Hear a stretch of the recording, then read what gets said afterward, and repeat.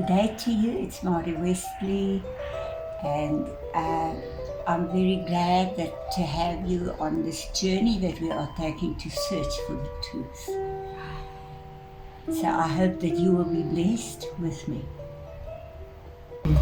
It's Mari Wesley here again, and we are searching for the truth. And so the last time when we were together, we were reading verse 14 of John 4:10-42. And we ended off with verse 14. But whosoever drinketh of the water that I shall give him shall never thirst, but the water that I shall give him shall be in him a well of water springing up into everlasting life. Now, the woman saith unto him, here we were still talking about the woman at the well. The woman saith unto him, Sir, give me this water that I thirst not, neither come hither to draw. And Yeshua said unto her, Go call your husband and come hither. And the woman answered and said, I have no husband. Yeshua said unto her, Thou hast said well, I have no husband, for thou hast had 5 husbands, and him whom thou now have is not thy husband. In that sayest thou truly. The woman saith unto him, Sir, I perceive that thou art a prophet. Our fathers worshipped in this mountain, and you say that in Jerusalem is the place where men ought to worship. And Yeshua says unto her, Woman, believe me, the hour cometh when ye shall neither in this mountain nor yet at Jerusalem worship the Father. Verse 22 says, And you worship, ye know not what we know what we worship, for salvation is of the Jews. That the hour comes, and now is, when the true worshippers shall worship the Father in spirit and in truth. For the Father seeks such to worship him. Verse 24 says, And Elohim is a spirit, and they that worship him must worship him in spirit and in truth. And the woman saith unto him, I know that Messiah comes, which is called HaMashiach. When he is come, he will tell us all things. And Yeshua says unto her, I that speak unto thee am he.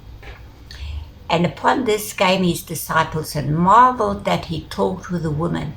Yet no man said, What seekest thou? Or why talkest thou with her?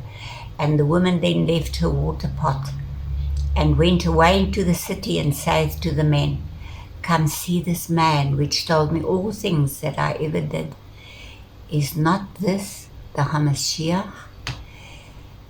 And then they went out of the city and came unto him. In the meanwhile his disciples prayed him, saying, Master, eat. But he says unto them, I have meat to eat that you know not of. Therefore says the disciples one to another, Hath any man brought him aught to eat? And Yeshua said unto them, My meat is to do the will of him that sent me, and to finish his work. Say not ye, There are but yet 4 months, and then comes the harvest. Behold, I say unto you, Lift up your eyes and look on the fields, for they are white already to harvest. And he that reapeth receiveth wages, and gathereth fruit unto life eternal, that both he that sows and he that reaps may rejoice together. And herein is that saying true, one sows and the other one will reap. I sent you to reap that whereon you bestowed no labor. Other men labored, and you are entered into their labors. And many of the Samaritans of that city believed on him for the saying of the woman, which testified, He told me all things that I ever did. So when the Samaritans were come unto him, they besought him that he would tarry with them, and he abode there 2 days. And many more believed because of his own word, and said unto the woman, Now we believe, not because of thy saying, we have heard him ourselves, and know that this is indeed the HaMashiach, the Savior of the world. Now some of the Ephraimite farmers were left on the land when the rest of the house of Israel was taken to Assyria, and some Assyrians were brought to Samaria to live. They married some of the Samaritans and became half-castes. They also have mixed beliefs today. They serve Yahveh in their own way and their own gods as well, and some still honor Father Abraham and sacrifice lambs even to this day. They were hated by Judah. They were seen as foul, unclean, and unholy. It was here at Shechem, or Sihar, where Yahweh first appeared to Abraham and said to him, "To your seed will I give this land." And he built an altar there, the first one in the promised land. I believe that Abraham and Yaakov both came to this place where they died to themselves and confessed Yahweh as the only true God.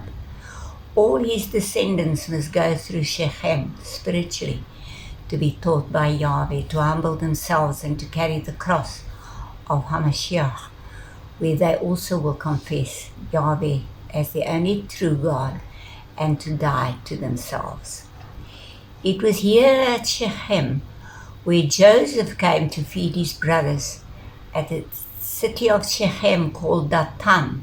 It means dual, relating to twofold, two natures, two crossroads. It was here that his brothers had to make a choice on this caravan route to Egypt. Joseph, a Hebrew heir of the covenant, married to a heathen priestess of Egypt, yet Joseph was still a biological Hebrew man and later restored to Israel. It was Shechem that became the inheritance of Joseph's children.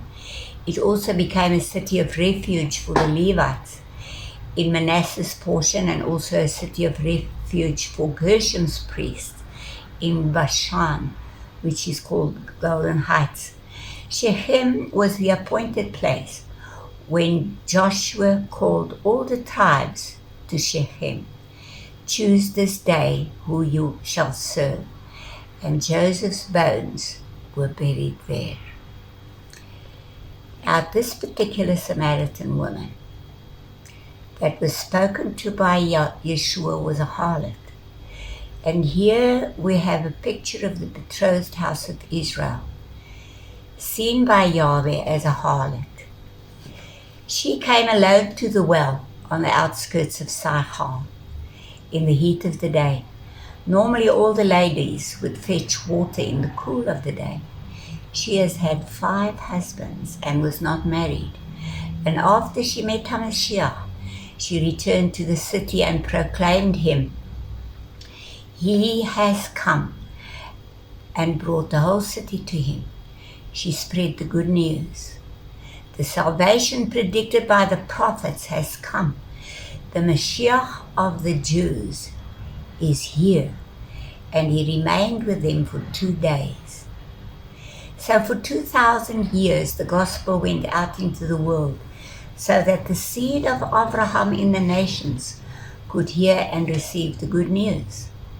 Remember, the northern 10 tribes were taken as captives into Assyria, and then eventually they married into Mesopotamian society, then into the rest of the world, and they became Gentiles. And we see it again in Hosea 11:10. They shall walk after Yahweh. He shall roar like a lion, and when he shall roar, then the children shall tremble from the west. It is in the west where Ephraim will also be mixed with the nations. West in Strong's 6148 calls them Arav. Arav, intermix, mingle self, and will be taught by believers in Yeshua, where they will learn about Yahweh and will return to the Hebrew roots. Here we not only see the casting away of the house of Israel, but finally the promise of the restoration of full sonship. 1 Corinthians 10:1-5 says, "Moreover, brethren, I would not that you should be ignorant, how that all our fathers were under the cloud, and all passed through the sea, and were all baptized unto Moses in the cloud and in the sea, and did all eat the same spiritual meat, and did all drink the same spiritual drink, for they drank of that spiritual rock that followed them, and that rock was Hamashiach. But with many of them Elohim was not well pleased, for they were overthrown in the wilderness." And Deuteronomy 29:12-15 says that thou shouldest enter into covenant with the Lord thy God, which is Yahveh Elohecha, and into his oath, which Yahveh Elohecha maketh with thee this day, that he may establish thee today for a people unto himself, that he may be unto thee Elohim, as he has said unto thee, and as he has sworn unto thy fathers, to Abraham, to Isaac, and to Jacob. Neither with you only do I make this covenant and this oath, but with him that standeth here with us this day before Yahweh our Eloheinu, and also with him that is not here with us this day. The Hebrew concept is that both the present and the future generations of Abraham were standing at Mount Sinai. Our ancestors and all of us broke the covenant made at Sinai. So harsh punishment was exile. Upon repenting, the exile would then turn into redemption, to return back to Yahweh and the Torah, and to return back to their Hebraic roots. Because we are living in the final generation, we will see the restoration of Israel and the regathering of both houses of Israel. And that oath means Allah, to swear. And Zechariah was the second last prophet of the first covenant, and he had the ability to see far into the renewed covenant era. He saw in a vision how Yeshua was betrayed by Judas, one of his own disciples, and how he was crucified and why he was crucified. And he saw the times of Titus and the destroying of Jerusalem, where some started eating the bodies of the dead because there was no food left during the siege at that time.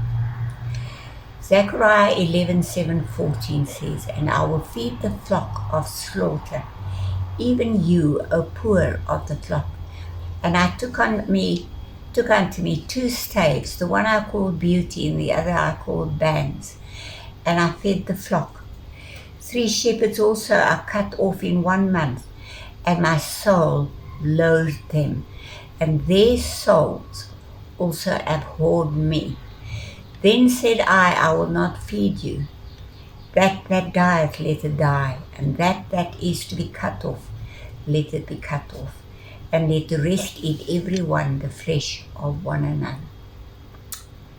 And he took my staff, even Beauty, and cut it asunder, that I might break my covenant, which I had made with all the people." Verse 11 says, "And it was broken in that day. And so the poor of the flock that waited upon me knew that it was the word of Yahweh. And I said unto them, If you think good, give me my price, and if not, forbear. So they weighed for my price 30 pieces of silver. And Yahweh said unto me, Cast it unto the potter, a goodly price that I was priced at of them. And I took the 30 pieces of silver and cast them to the potter in the house of Yahweh. Then I cut asunder mine other staff, even Bands, that I might break the brotherhood between Judah and Israel." And you know, it's amazing that God showed this vision to Zechariah. Because now in Matthew we read, Matthew 27:3-10, we see the fulfillment of what Zechariah saw. Then Judas, which had betrayed him, Yeshua, of course, when he saw that he was condemned, repented himself and brought again the 30 pieces of silver to the chief priests and elders, saying, I have sinned in that I have betrayed the innocent blood. And they said, what is that to us? See thou to that. And he cast down the pieces of silver in the temple and departed, and went and hanged himself. And the chief priests took the silver pieces and said, it is not lawful for to put them into the treasury, because it is the price of blood. And they took counsel and bought with them the potter's field to bury strangers in, wherefore that field was called the field of blood unto this day. Then was fulfilled that which was spoken by Jeremy the prophet, saying, and they took the 30 pieces of silver, the price of him that was valued, whom they of the children of Israel. It's not actually the children of Israel, it was the priesthood, valued him at that price, and gave them for the potter's field as Yahveh appointed me. So the first one that was buried in the potter's field was Judas, that betrayed him. And it wasn't Jeremy here spoken of in the Greek language. It was an Israelite, elevated, they said. Jeremy, an Israelite means elevated. Hebrew, Jeremiah is Jeremiah. Yahweh will rise. And the prophet's name was Zechariah. So here the Greek and the English translators were way off the mark, because the English said he was an Israelite, elevated. You know, we will still find a lot of the translations that we will read, and you will see how if only the English could have taken the interpretation from the Hebrew Bible. So from that day onwards, the house of Judah would not regard the house of Israel anymore. You could actually see that the brotherhood was broken. They would be seen as foul, unclean, and unholy in the nations. But Yahweh knew where to find the castaway ones, the seed of Abraham, his friend. Matthew 13:44 says, again the kingdom of heaven is like unto treasure hid in a field, the which when a man hath found, he hides, and for joy thereof goes and sells all that he has, and he buys that field. It was the house of Israel that was found. Isaiah 54:1-10 says, sing, O barren, thou that didst not bear. Break forth into singing and cry aloud, thou that didst not travail with child. For more are the children of the desolate than the children of the married wife, says Yahweh. Enlarge the place of thy tent, and let them stretch forth the curtains of thine inhabitations. Spare not, lengthen thy cords, and strengthen thy stakes. For thou shalt break forth on the right hand and on the left, and thy seed shall inherit the Gentiles, and make the desolate cities to be inhabited. Fear not, for thou shalt not be ashamed, neither be thou confounded, for thou shalt not be put to shame.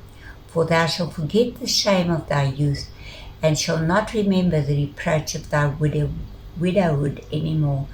For thy Maker is thine husband, and Yahweh of hosts is his name, and thy Redeemer, the Holy One of Israel, the Elohai of the whole earth shall he be called. For Yahweh hath called thee as a woman forsaken and grieved in spirit, and a wife of youth, when thou wast refused, says Elohecha. For a small moment have I forsaken thee, but with great mercies will I gather thee. In a little wrath I hid my face from thee for a moment, but with everlasting kindness will I have mercy on thee, says Yahveh thy Redeemer. For this is as the waters of Noah unto me. For as I have sworn that the waters of Noah should no more go over the earth, so have I sworn that I would not be wroth with thee, nor rebuke thee. For the mountains shall depart, and the hills be removed, but my kindness shall not depart from thee, neither shall the covenant of my peace be removed, says Yahveh that have mercy on thee. Reproach is harpa, and the widowed is almanut, and the root is of almanut is alma, in the sense of bereavement, discarded as a divorced person. And harpa, of course, means shame. Your shame, you will not remember no more. Speaking about the house of Israel that was divorced by Yahveh. Luke 15:11-32 says, And he said, a certain man had 2 sons, and the younger of them said to his father, Father, give me the portion of goods that falleth to me, and divided unto them his living. And not many days after the younger son gathered all together and took his journey into a far country, and there wasted his substance with riotous living. And when he had spent all, there arose a mighty famine in that land, and he began to be in want. And he went and he joined himself to a citizen of that country, and he sent him unto his fields to feed swine. Now, to even feed swine for the Jew is a terrible downwards go, because they don't eat swine. Verse 16 says, And he would fain have filled his belly with the husks that the swine did eat, and no man gave unto him. And when he came to himself, he said, How many hired servants of my father's have bread enough to eat and to spare, and I perish with hunger? I will arise and go to my father, and I will say unto him, Father, I have sinned against heaven and before thee, and am no more worthy to be called thy son. Make me as one of thy hired servants. And he arose and came to his father. But when he was yet a great way off, his father saw him and had compassion, and ran and fell on his neck and kissed him. And the son said unto him, Father, I have sinned against heaven and in thy sight, and I'm not worthy, no more worthy, to be called thy son. But the father said to his servants, Bring forth the best robe and put it on him. Put a ring on his hand and shoes on his feet, and bring hither the fatted calf, and kill it, and let us eat and be merry. For this my son was dead and is alive again. He was lost and is found. And they began to be merry. And here the father is giving the youngest son firstborn rights. This is the house of Israel that was divorced. And here the father is giving them the firstborn rights, the ring, his authority. The fatted calf was always kept for royalty. Now his eldest son, the house of Judah, was in the field. And as he came and he drew nigh to the house, he heard music and dancing. And he called one of the servants and asked what these things meant. And he said to him, Thy brother is come, and thy father hath killed the fatted calf, because he had received him safe and sound. And he was angry and would not go in. Therefore came his father out to his, and entreated him. And he answering says to his father, Lo, these many years do I serve thee, neither transgressed I at any time thy commandment. Which was a lie.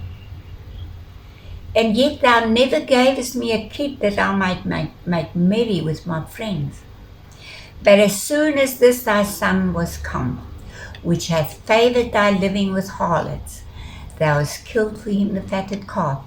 And he said unto him, Son, thou art ever with me, and all that I have is thine. And it was meet that thou should make merry and be glad. For this thy brother was dead and is alive again, and was lost and is found. The house of Israel, or Ephraim, the divorced wife, was lost in the nations. But Yahweh never forgot the seed of Abraham. They are being restored in Yeshua back to the Father as first fruits and firstborn. The house of Judah were never divorced by Yahweh.